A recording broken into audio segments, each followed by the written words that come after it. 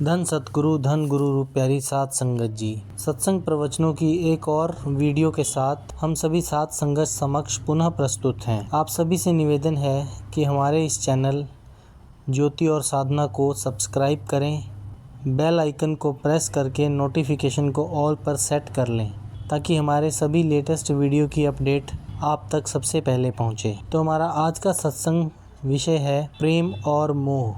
आप सभी से निवेदन है कि हमारे आज के सत्संग को कृपया ध्यान पूर्वक सुनें और इस वीडियो को ज़्यादा से ज़्यादा लाइक और शेयर करें ताकि संपूर्ण मानव जाति सत्संग प्रवचनों का लाभ उठा सके। सत्संग प्रवचन शुरू करने से पहले गुरु प्यार का एक छोटा सा भजन आप सभी संगत समक्ष रखा जा रहा है। आप सभी ने ध्यान पूर्वक सुनना है। धन सतगुरु जी। अब कुछ कर ले नेक कमाई, तेरी बनत बनत बन जाए। अब कुछ कर ले नेक कमाई, तेरी बनत बनत बन जाए। बहुत गए थोड़ी है बाकी, ये भी बीतत जाए, ये भी बीतत जाए। अब कुछ कर ले नेक कमाए, तेरी बनत बनत बन जाए। जो तू लाया था खो के चला है, वहाँ क्या लेके तुम जाए, वहाँ क्या लेके तुम जाए। अब भी जो तू गुरु को संभारे, तेरी बिगड़ी बात बन जाए, तेरी बिगड़ी बात बन जाए। अब कुछ कर ले नेक कमाए, तेरी बनत बनत बन जाए।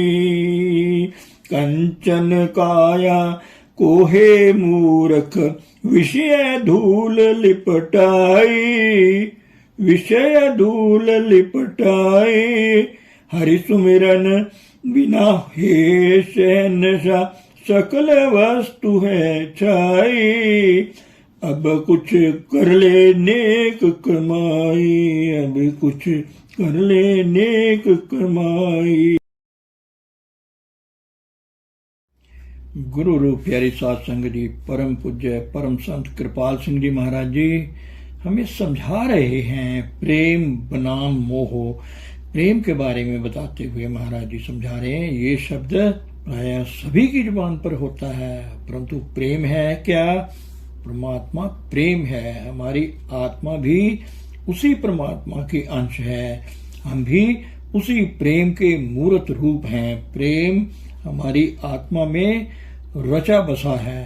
प्रेम की तरंगे आत्मा को परम पिता के संपर्क में लाती हैं, किंतु हमारी आत्मा परमात्मा से जुड़ने की बजाय शरीर से जुड़ बैठी है। इसे ही मोह कहते हैं। प्रेम तो अंतर में बहता रहता है, इसमें इंसान अपना अपा भी भूल जाता है। प्रेम और मोह को अलग अलग करने की यही कसौटी है। हमारे धर्मशास्त्रों में इसी प्रेम का जिक्र आता है। नियम के अनुसार हमारे आत्मा को परमात्मा से ही प्रेम करना चाहिए।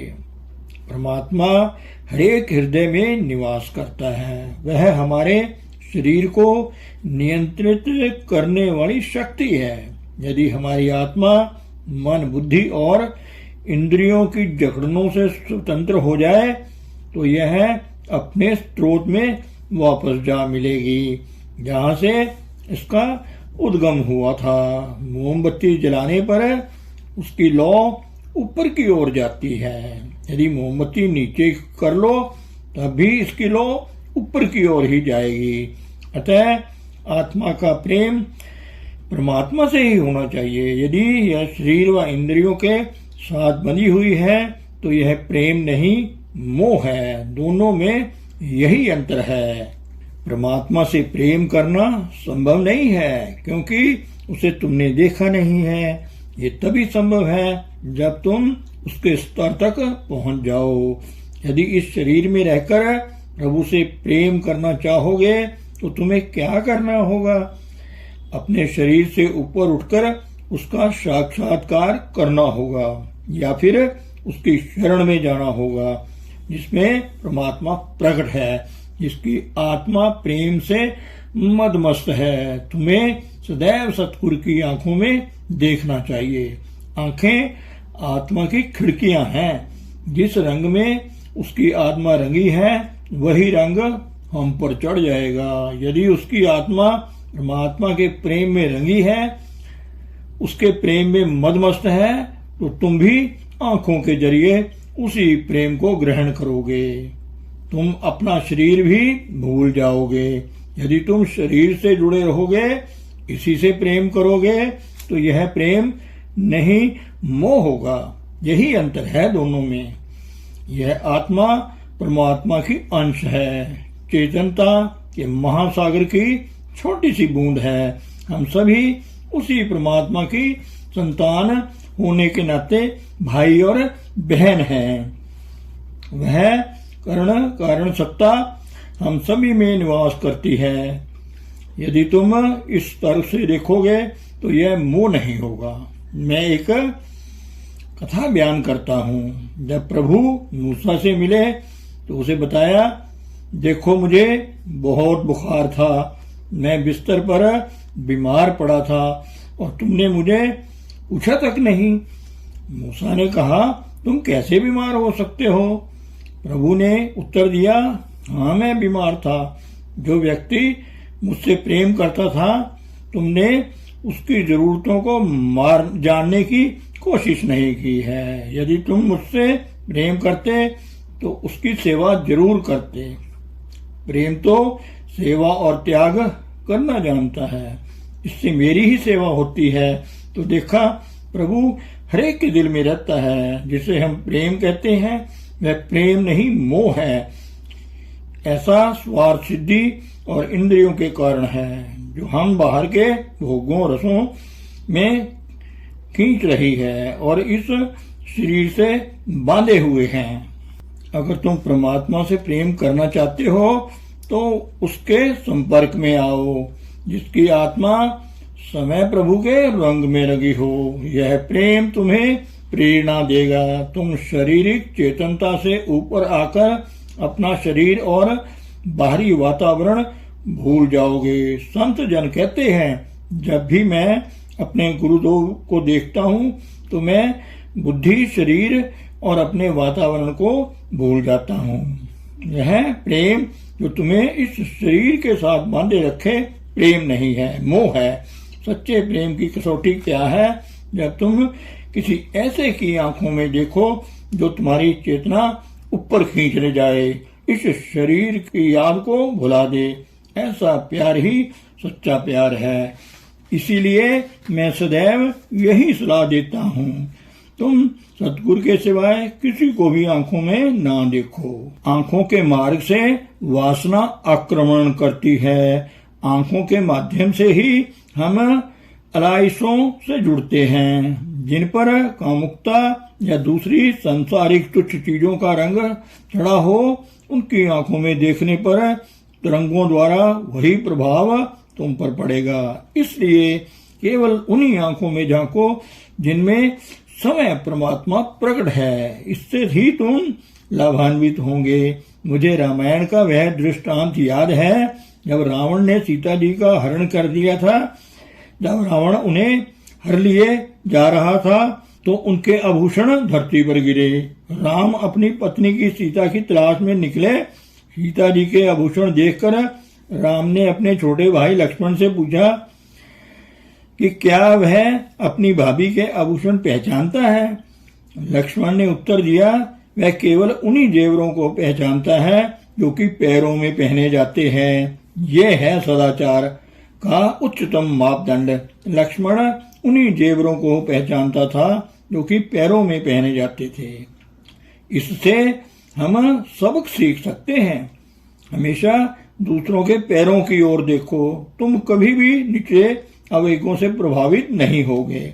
यदि आंखों में देखना ही चाहो तो केवल सतगुरु की आंखों में देखो, जो प्रभु प्रेम से सराबोर है, अन्यथा तुम्हारा पतन होगा। उनकी आंखों में देखकर सब भूल जाओ, यही प्रेम है। शरीर से जुड़े रहने पर पतन का खतरा है। मैं तुम्हें बहुत महीन अंतर समझा रहा हूँ, किताबों में नहीं मिलेगा। अतः प्रेम तुम्हारे अंतर में है, और जब तुम अपना ध्यान केंद्रित करते हो ये उमड़ पड़ता है। परमात्मा के संपर्क में आने पर तो यह और भी उमड़ता है, ठीक एक नली की तरह। इसमें बहुत से छिद्र हों तो पानी बूंद बूंद करके बाहर जाएगा, किंतु एक छिद्र छोड़कर सारे बंद करने पर पानी पूरे वेग के साथ उस छिद्र से बाहर आएगा। हमारी आत्मा अभी मन बुद्धि के अधीन है, और हमारा प्यार बहुत से पदार्थों में बंटा हुआ है, जैसे कि हमारे शरीरों में, बच्चों में, रुपए पैसों में, नाम और यश आदि में। यदि तुम अपना ध्यान इन सब से हटाकर सिर्फ एक रास्ते पे लगा दो, जो कि तुम्हारी आंखों के पीछे स्थित है, जिसे 10वां द्वार भी कहते हैं, या फिर किसी ऐसे के संपर्क में आओ जिसकी आत्मा प्रभु प्रेम से मदमस्त है, तो तुम्हें उभार मिलेगा। यही प्रेम है, और अपनी परख के लिए यही कसौटी है। परमात्मा प्रेम है, जो हम सब के हृदय में निवास करता है।